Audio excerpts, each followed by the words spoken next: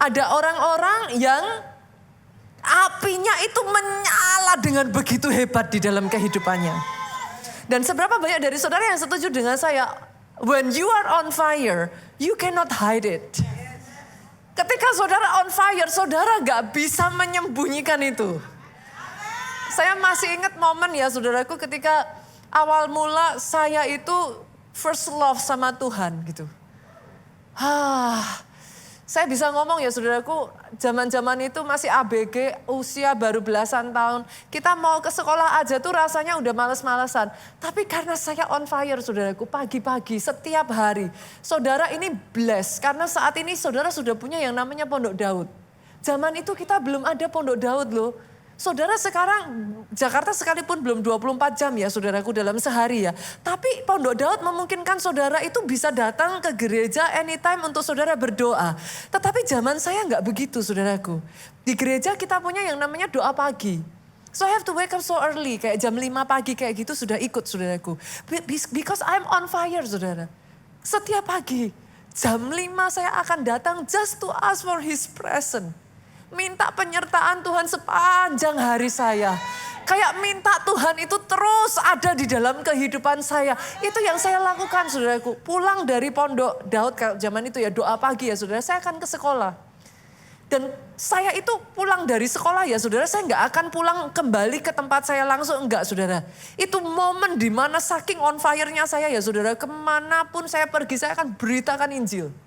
Saya nggak peduli sama siapapun, saya tabrak, saya akan ceritakan tentang Yesus. Saya akan bercerita apa yang Tuhan sudah kerjakan di dalam kehidupan saya, saudaraku. Pernah satu momen saking saya on fire-nya, saudara. Saya nggak pandang bulu, saya nggak lihat, saya menginjili orang gila, saudaraku. Saya nggak ngeh, awal mulanya karena dia cuma diem. Saya ngomongan dia cuma diem. Ya saya pikir ya aman-aman aja saudaraku. Tapi waktu berjalan sampai titik tertentu saya tiba-tiba sadar saudara. Something is off gitu saudaraku. Tapi karena sudah setengah jalan kan saya nggak mungkin berhenti. Saya lanjut aja, saya tabrak saudaraku. Saya ceritakan tentang Yesus. Dan sejak dari hari itu, dia gak pernah berhenti kemanapun saya pergi. Dia ikutin saya saudaraku. Saya pikir haleluya saudara. Tapi yang dahsyatnya, yang luar biasanya, Tuhan pulihkan kehidupan orang ini. Bahkan dari hidupnya Tuhan pakai dia saudaraku. Bukan hanya dia dipulihkan. Dia membawa mamahnya menerima Yesus Tuhan sebagai juru selamat di dalam kehidupannya. When you are on fire. Saudara gak bisa hide. Saudara gak bisa sembunyikan itu. Kemanapun saudara pergi. Saya ingat masa-masa ya saudaraku. Bahkan ketika saya ditentang pun saya tidak diizinkan pun saudaraku. Setiap hari Minggu saudara saya akan ambil bicycle saya akan ambil sepeda saya pergi saudaraku ke daerah-daerah di dekat rumah saya yang sorry itu saya saudara. Tempatnya itu kumuh saudaraku. Baik kumuh yang saya maksudkan mungkin supaya saudara bisa dapat gambaran. Mereka itu tinggal hanya di tempat yang kayak 2 kali 2 meter saudara. Besarnya hanya sebesar itu. Tetapi dipakai tinggal mamahnya, papanya, anaknya 3 saudara. Dapurnya di situ, kamar mandinya di situ, tempat makannya di situ saudaraku. Tempat tidurnya di situ. Seperti itu keadaannya saudaraku. Pulang dari sekolah saudara terlepas saudara tahu dong anak-anak usia SMP seperti itu tuh seperti apa kesibukan lesnya. Saudara di sini yang punya anak-anak ABG tentunya saudara mengerti yang saya perkatakan ini saudara. Tapi saya nggak peduli saudaraku. Di momen dimana saya punya waktu saudaraku. Saya akan naik sepeda, saya akan pergi ke kampung ini saudaraku. Sekalipun saya ngerti papi saya, mami saya out of love ya saudara. Mereka pasti khawatir gitu. Tapi saya akan pergi saudaraku. Dan saya akan ketok dari pintu demi pintu saya akan ketok saudara. Saya akan ajak anak-anaknya untuk ke sekolah minggu saudaraku. Awal mulanya mereka nggak langsung percaya saudara, ini anak mau dikemanain gitu kan saudara. Tapi karena lama kelamaan saudara saya membangun hubungan dengan mereka saudaraku. Dari awalnya saya hanya ngajak 1 anak.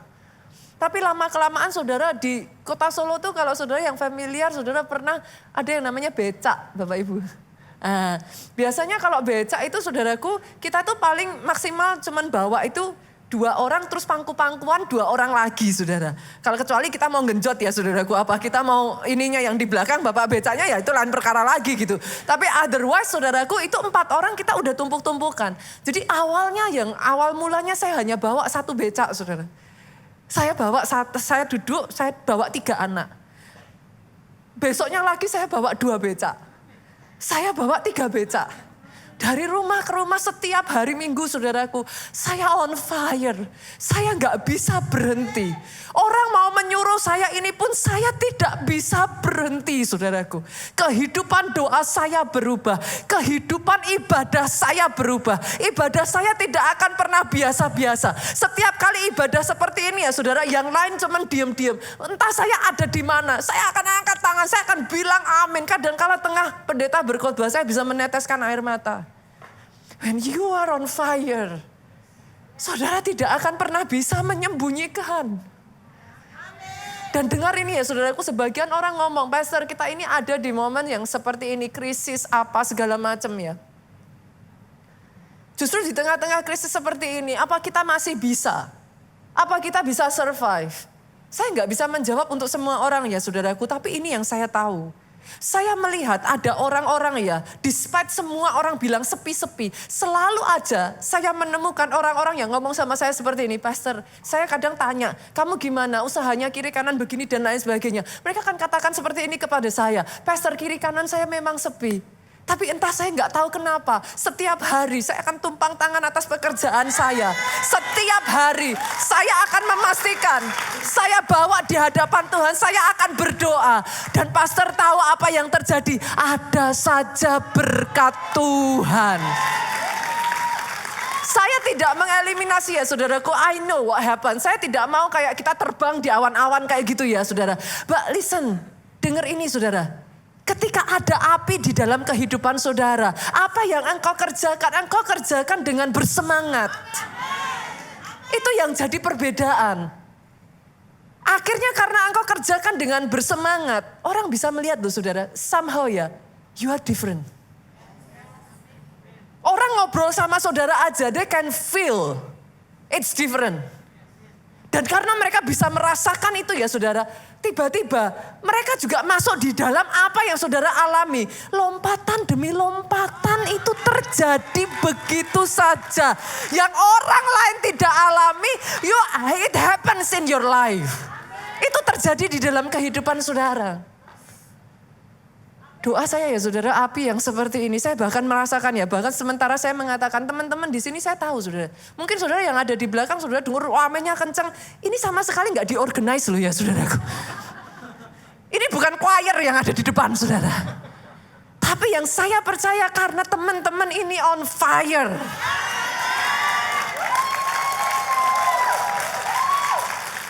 Doa saya fresh fire yang seperti ini saudara alami kembali atas hidup saudara. Karena kekristenan tidak akan sama dengan atau tanpa api saudara. You need the fire.